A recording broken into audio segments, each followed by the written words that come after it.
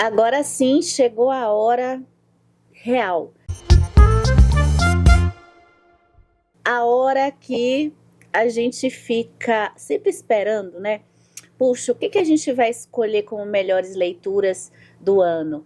E aqueles que a gente acompanha pelas redes sociais, Instagram, quem acompanha TikTok, enfim, qualquer rede. Será que alguém ainda acompanha blogs? Nunca mais eu acompanhei os blogs, mas foi uma fase muito gostosa. Enfim, as redes sociais com leitores estão aí. Nesse momento, já começa um pouquinho antes, às vezes, né? Já em dezembro, começa essa divulgação das melhores leituras. Eu gosto de assistir e eu gosto também de fazer esse vídeo e pensar sobre aquilo que mais ficou guardado dentro da gente durante as leituras de fim de ano. Esse ano foi um ano bem especial para o canal, porque eu tive muito mais tranquilidade para fazer essa lista bem enxuta.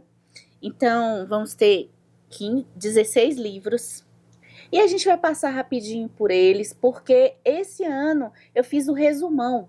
Eu fiz 2 vídeos com tudo que eu li em 2024. Então, para vocês, vai ficar melhor entender quando eu falo de leituras, né? Melhores leituras de 2024.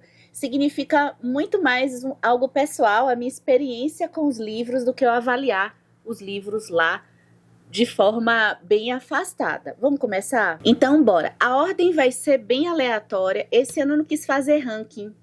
Eu comecei a me sentir um pouquinho desconfortável para colocar ordem nos livros esse ano. Então, vamos começar por A Paixão Segundo GH, da Clarice Lispector. Olha, só uma observação que no resumão eu comento bem rapidinho os livros. Quem acompanhou o canal durante o ano pode também assistir, e você que não acompanhou também pode, os vídeos de leituras que eu falo um pouquinho mais sobre alguns livros. O caso da Paixão Segundo GH foi tão marcante que tem vídeo para ele que a gente juntou com outro livro, que eu vou deixar o mistério para vocês saberem se tá ou não nessa lista, tá?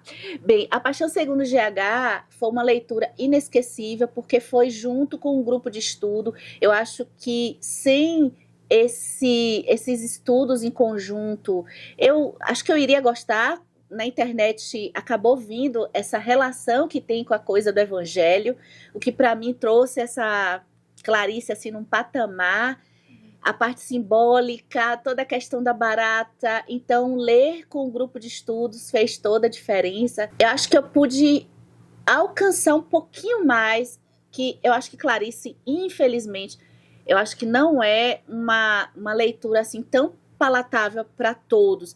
Mas eu sempre tive dificuldade com a Clarice, desde os tempos de escola. Por causa disso, eu acho que até quando eu passei a ter o hábito de leitura, ela ainda é uma das autoras que me causam um certo desconforto para ler, não pelo texto ser desconfortável, mas pelo saber que eu vou ter que suar, sabe? E aí, em 2025, a gente ainda vai conversar sobre essa coisa de leitura e esforço. E esse é o tipo de esforço que vale muito a pena, porque tem muita parte simbólica, sem contar que esse é um livro que eu digo que o bacana dele é a gente se sentir perdida. Vocês já assistiram ao vídeo de listas de livros que eu me senti perdida? Como leitora, e cada ano a gente tem assim os nossos aprendizados como leitora, né? Como leitor, como leitora. E uma das coisas que ao longo dos anos eu fui gostando, o que antes me deixava mais tensa, é aceitar livros, histórias que deixam a gente um pouco perdida, por razões diferentes, né? Então, nesse vídeo, livros que me deixaram perdida, a gente conversa mais sobre esse assunto. Olha, Hamlet foi aquela peça que eu sabia e cumpriu o que eu já imaginava, né? É aquela peça que é uma delícia de ler. Eu não esperava me divertir tanto, embora eu já no trajeto aqui do canal de conhecer Shakespeare, eu já comecei a ler Shakespeare pelo Otelo, e que foi muito divertido também.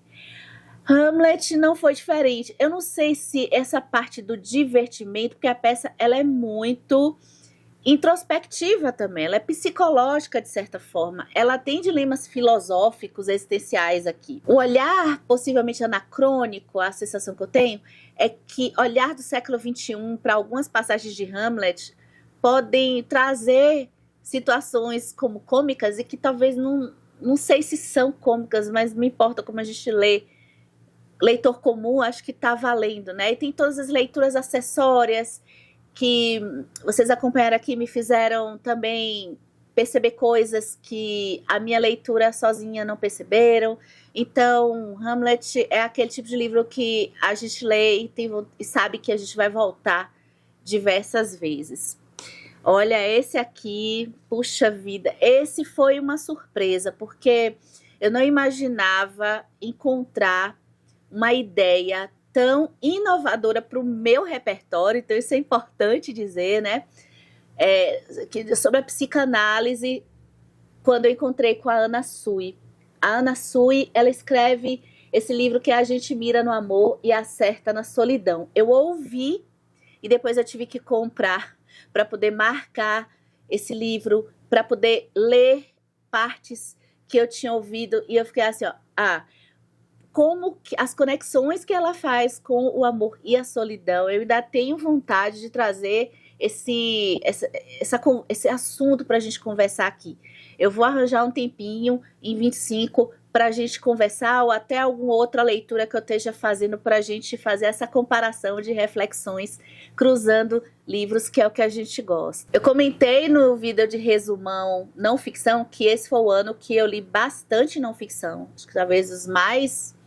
nos últimos anos aí, acho que os últimos 10 anos foi o que eu mais li não ficção e muitos ensaios. E esse aqui foi o melhor do ano no quesito ensaios. A Dívida e o Lado Sombrio da Riqueza, da Margaret Atwood, que é a escritora do Conto da Aia. O que eu acho desse livro ser grandioso é a sacada de não ficar pensando somente na dívida do sentido monetário. Desde lá do Gênesis da Bíblia, a gente tem essa coisa de, olha, houve um pecado e a gente tem que meio que pagar pelos nossos pecados. E quantas outras situações na nossa vida e ao longo da história, essa dívida, ainda que seja uma dívida moral, uma dívida simbólica, esse algo de troca, de fazer algo por você e você depois ter que retribuir para mim, o quanto que isso pode ser elaborado e refletido, ó. Eu recomendo vocês buscarem esse livro aqui. E quem já leu, pode ficar à vontade para comentar. Eu acabei não fazendo o vídeo exclusivo para ele. Eu não tinha conhecido a Margaret Atwood, eu nem sabia que ela escrevia não ficção. E fiquei bastante impressionada. Logo no comecinho do ano, eu li O Fim, da Fernanda Torres.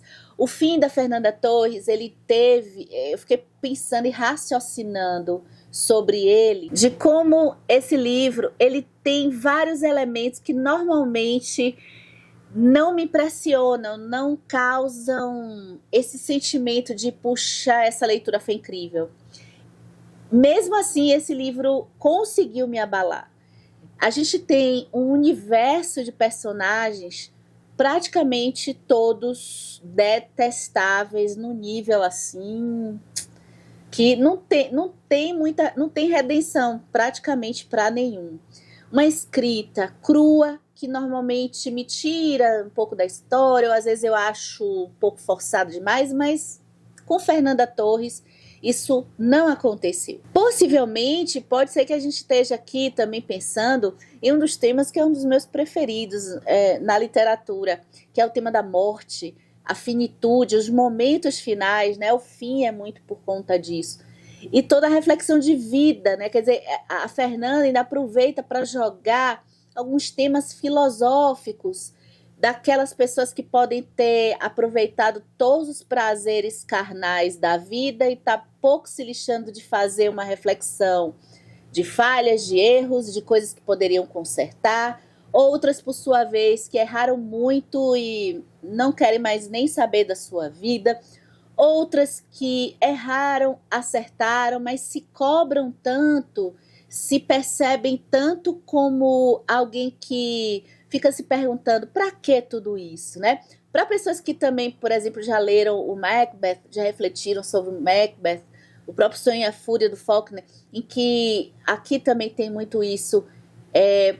Que sentido tem essa vida, né? A pergunta do milhão. Que sentido tem essas passagens todas? Se você amou, se você odiou, se você cuidou dos filhos, se você abandonou os filhos. Que sentido tem nesse alvoroço que é a vida? Acho que se eu for colocar meio que a leitura do ano, talvez o top 1, eu já vou dizer aqui, tem mais livros, tá? Mas seria a Montanha Mágica, né?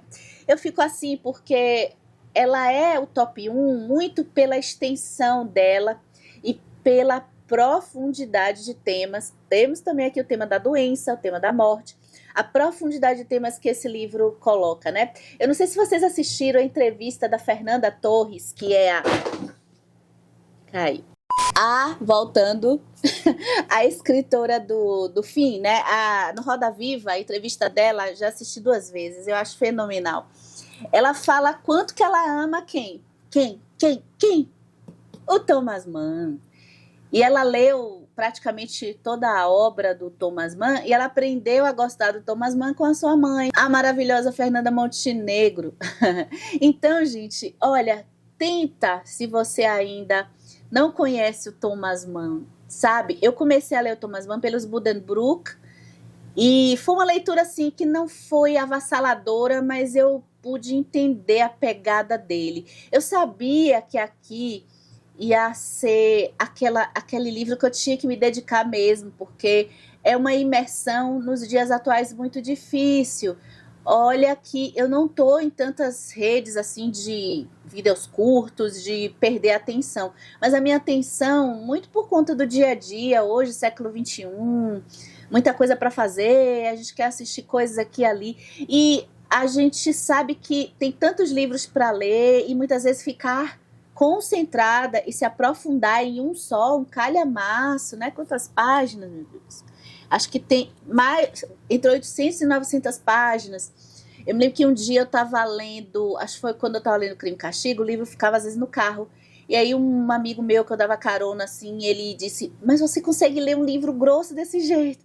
Eu disse, devagarzinho, né? Então, assim, eu entendo que, e eu sinto isso também, daquele, poxa, eu vou poder ler 10 livros e eu vou ficar em um só, mas isso aqui vale a pena demais. Esse, acho que fica, então, no top 1, para eu passar para o próximo, talvez como um livro da vida, um livro que eu devo voltar, e eu já voltei em algumas partes dele aqui, a gente tem 2 vídeos exclusivos só sobre a Montanha Mágica aqui no canal Comparando Livros. Outro livro profundo, e todos os livros dele são profundos e olha, desse tamanho.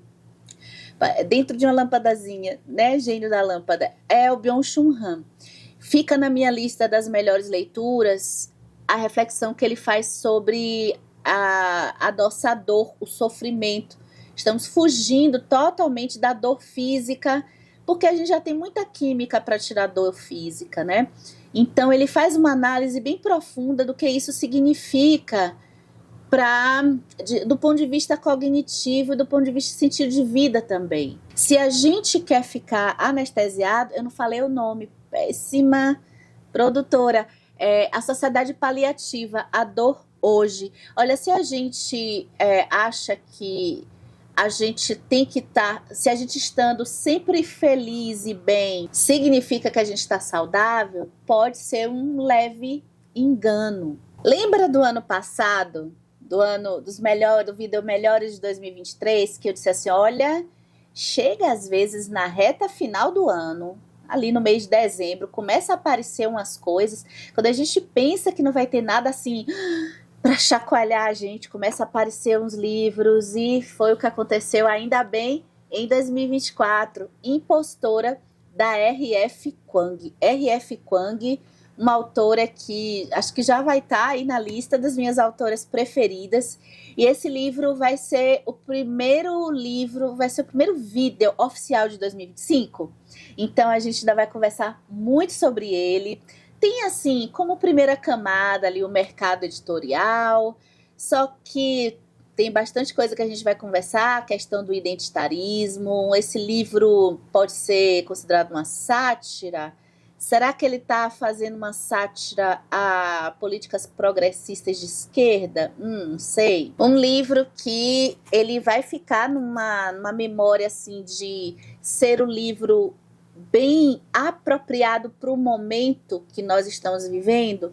Um livro de não ficção que eu acho que eu vou voltar algumas vezes e que eu sinto como se esse livro fosse aquele livro que a gente lê e a gente quer que as escolas, né, os professores especialmente, os pais leiam. Eu estou falando de Jonathan Haidt com A Geração Ansiosa, o tema da tecnologia, que é um tema que eu sou uma curiosa do assunto, eu, de certa forma, sofro um pouco com isso, faço a gestão disso, percebo pessoas adoecendo ao meu redor por conta disso, então é algo que eu gosto de me informar e de compreender. E no caso aqui, esse livro está mais voltado para crianças e adolescentes, o efeito da tecnologia, como isso, na pesquisa que o Haidt faz, está causando diversos transtornos mentais em jovens. Vamos sair desses assuntos mais dolorosos, porque comédia do ano, e o prêmio vai para Muito Barulho por Nada, do Shakespeare. Essa peça, essa comédia é uma delícia. Ela vai entrar sim nos melhores do ano, porque livros de humor, humor inteligente, humor para... Às vezes eu fico pensando que com essa carga toda que a gente carrega, a gente pode estar perdendo a capacidade de sorrir, de não ficar julgando se está politicamente correto tudo, todas as piadas do mundo. E eu não sei, eu fiquei feliz por eu ter curtido esse livro, por eu não ter ficado com a anteninha assim muito alerta para não sorrir em uma história, em uma piada. E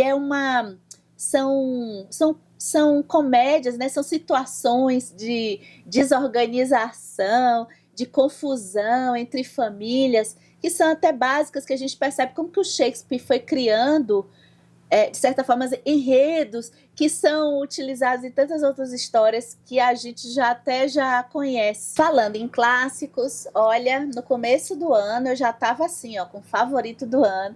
O Jane Eyre foi uma trajetória de leitura inesquecível. Olha, com algumas críticas que eu tenho sobre esse livro, algumas podem ser até um pouco também anacrônicas com o olhar atual, mas mesmo buscando ir lá na mentalidade da era vitoriana, temos alguns problemas que estão lá no vídeo, exclusivo para Jane Eyre. Agora, puxa, é bacana perceber, especialmente alguns assuntos que eu não sabia, eu não conhecia, acho que porque são menos comentados, como as percepções religiosas diferentes e que a gente pode perceber na mudança em diferentes famílias, na família da Jane quando ela era novinha, a questão do perdão é retratada aqui de uma forma tão emocionante. E o auge, para mim, é a questão do mito de Lilith, que é o spoiler do livro, né? Então eu não posso dizer da parte do enredo do que é. Então temos vídeo lá na parte do mito de Lilith, eu aviso, tá? Se você não quiser saber. E foi, acho que fecho, né? Eu não tenho mais interesse de ler as Irmãs Bronte. Eu fechei, então eu li o Morro dos Ventos Vivantes. Agora já estou pensando em reler o Morro dos Ventos Vivantes. Então eu li o Morro dos Ventos Vivantes, A Senhora de Whitefell Hall, e eu fecho com o Jane Eyre. Acho que os três ficaram nos melhores do ano, se eu não me engano. Talvez A Senhora de Whitefell Hall, eu não me lembro mais.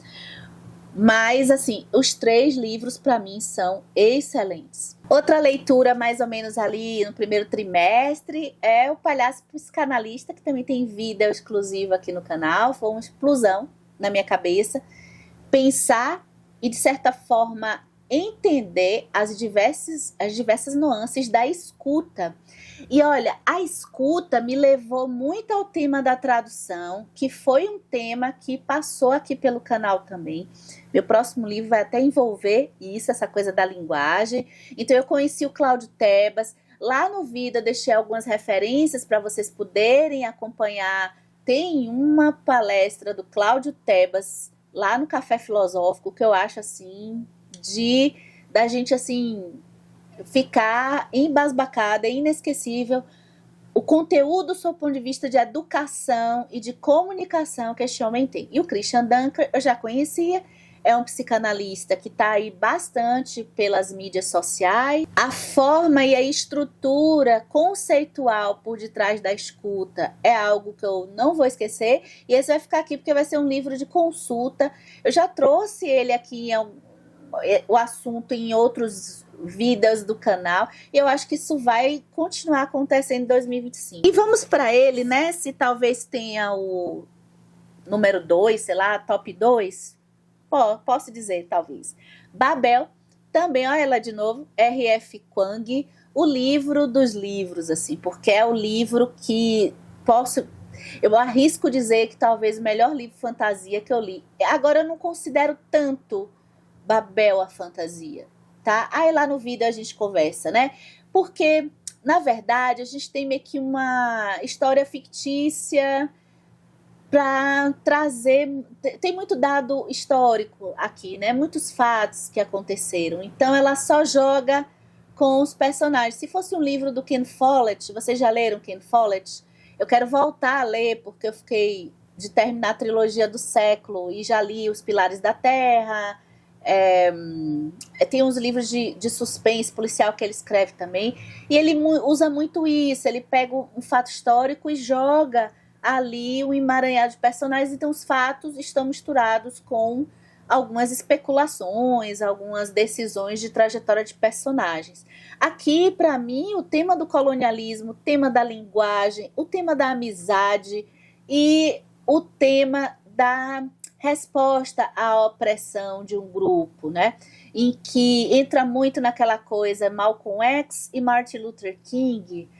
Como que se faz resistência. A gente pode pensar em resistência por meio de uma vingança, por meio da luta armada. A gente pode pensar resistência, que é algo até que eu estava lendo por esses dias, com preservação cultural, que é o que os negros fizeram, por exemplo, aqui no Brasil.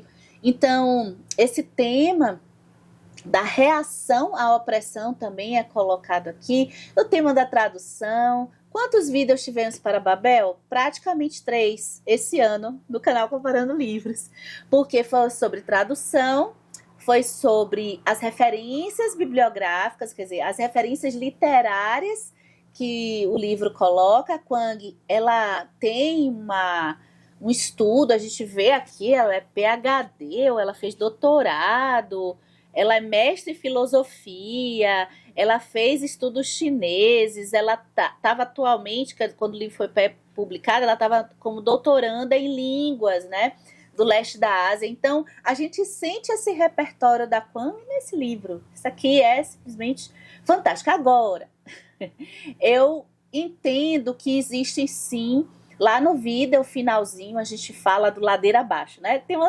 Mas eu acho que mesmo com esse ladeira abaixo, a forma, a organização é tão grandiosa que merece estar nas melhores do ano, com certeza. Aqui, Nexus, do Harari, outro livro que eu quero trazer para a gente conversar em 2025, porque eu preciso organizar, voltar algumas partes aqui, porque a trajetória, olha, a Harari, para mim, ele é ótimo, né? O Sapiens foi assim. O Sapiens eu percebi um pouco mais que aqui, mas assim, é uma linguagem acessível. Ele constrói no Nexus uma teoria, na verdade, ele vai fazendo uma construção histórica sobre a questão das informações, das comunicações no nosso desenvolvimento ao longo da história. E vai explicar, de um ponto de vista bem geral, por que ele pensa que não é o volume ou a rapidez da comunicação que faz a gente evoluir sob o ponto de vista de desenvolvimento. Faltam 3 livros, tá? Esse aqui, para mim, olha, é difícil colocar um suspense policial nas melhores leituras do ano. Olha, eu leio suspense policial e eu gosto, eu adoro. Normalmente, não são livros que ficam tão... da gente dizer assim, oh, essa leitura foi excelente, foi aquela leitura... olhando de um ponto de vista mais distanciada, e depois que eu fui chegando para o final do Massacre da Família Hope, de Riley Sager, eu fui percebendo que esse livro é muito bem escrito. Agora, é aquela novela mexicana do estilo suspense policial. Então, assim, eu acho que precisa a gente entrar um pouco nessa vibe. Tem coisas assim que, se a gente parar para pensar, pode não dizer, isso não faz sentido. Eu achei bacana por eu ter conseguido me divertir, pensando muito naquela época que eu entrava em algumas histórias meio emocionais demais, sabe? Tudo tem relação, as coisas acontecem, coisas que depois você, mas como que isso pode ficar e ninguém perceber isso antes, né? Então eu achei isso aqui muito divertido, e eu achei que, em termos de texto, construção de ambientes, ele me agradou demais. Eu vou deixar aqui como melhores do ano, Massacre da Família Hope. E vamos para ela, que no fim de ano foi assim... Ai, gente, que livro, né? Aí eu andei conversando com a Lorena, outras pessoas passaram lá no vídeo, eu fiquei até comovida, porque é um livro que toca emocionalmente, é fácil tocar a gente. Eu tô falando de pequenas coisas como estas, de Claire Keegan. Esse livro, ele me deixou pensando nele por muito tempo, eu penso até hoje. Esse livro, quando eu fui terminando de ler, eu chorava. Esse livro, ele traz... Eu descobri que um dos temas... Aí agora eu fico meio que procurando essa vibe, procurando conflitos morais que, poxa, são tão difíceis de ser resolvidos. Mais pra frente, dá uma olhada se você tá inscrita no canal ou tá inscrito, porque eu tô terminando de ler vou deixar suspense, tá? Pra gente conversar nos vídeos de leituras em 25. Você vai ficar comigo em 25? Não, fica. Fica pra gente conversar sobre livros. E olha, conflitos morais que não tem assim uma solução. A gente aqui de fora pode até dizer, não, faça isso que é o certo. Mas e as consequências, né? E situações em que envolve violências sistêmicas. Aliás, tivemos vídeo falando de livros que abordam a violência sistêmica. Aquele tipo de violência que é difícil a gente perceber. Ou quando a gente percebe, não adianta apontar um culpado, porque é uma rede, é toda uma sistemática que envolve muita gente. Então, se a gente tirar aquela pessoa, vai outro lá e vai ocupar aquele mesmo sistema de violência. E como que a gente faz para perceber coisas que até então passam batido no universo de todos à nossa volta e na nossa também? Porque a gente sai todos os dias, as coisas acontecem daquela forma e a gente não vê muito por que aquilo tá errado, ou então por que aquilo merece uma atenção especial. Essa história vai fazer a gente pensar tantas coisas, gente. Puxa vida. Leiam. Eu odeio imperativos, gente. Eu não gosto de falar muito isso, mas, poxa, eu não consigo. Leiam pequenas coisas como estas. E para terminar, a coisa mais fofa do mundo, se ele estava no Melhores do Ano, do canal Comparando Livros em 2000, das leituras de 2023, ficou em 2024. E tomara que fique em 2025. Eu tô falando de T.J. Klune, com Além da Porta Sussurrante. Olha o tema da morte de novo, olha o humor, olha que legal. Olha, eu comentei aqui no resumão como que existe um estilo que eu acabei sem querer passando um pouco esse ano, que é você pegar algo um pouco mórbido e trazer o sorriso, trazer algo violento, mas contar de um jeito engraçado. Aqui não tem violência, né? Mas aqui é tipo uma sessão da tarde. Mas como é gostoso ler assuntos dramáticos misturados com humor, traz uma leveza e traz uma reflexão profunda mesmo assim. Além da Porta Sussurrante, para mim, eu li A Casa do Macerulho, não sei se vocês conhecem, mas no vídeo de Melhores do Ano de 2023, tá lá ele. E a gente tem a coisa com as crianças, a gente tem a coisa sobre a diversidade, o assunto sobre... A gente tem, eu acho que um personagem que lembra muito o Wallace, que é o protagonista aqui. Então, são personagens... TJ Clooney, não me importa que repita, porque os caminhos foram diferentes. São personagens que TJ Clooney constrói em 2 páginas, gente. É uma coisa impressionante. Você já monta, acho que ele se privilegia um pouco do nosso passado, porque eu acho que a gente já assistiu no cinema alguns filmes assim, daquele personagem ranzinza, aquele personagem que não tem coração, e aí ele coloca isso um pouco sendo cômico. Eu acho fabuloso esse homem, eu já tô com o meu próximo livro dele. Vocês gostam de TJ Clooney? Quem gostar de TJ Clooney? Fala aqui nos comentários. A gente vai ler em conjunto. Me fala aí qual livro do TJ Clooney você não leu e tem vontade de ler. E a gente fecha a lista de melhores leituras de 2024 do canal Comparando Livros. Eu quero agradecer você que ficou nessa temporada. Já estamos começando uma nova. E eu quero saber agora a sua lista. Coloca aqui nos comentários as melhores leituras que você fez no ano passado. Eu vou adorar e a gente vai trocar figurinhas. Até a próxima temporada.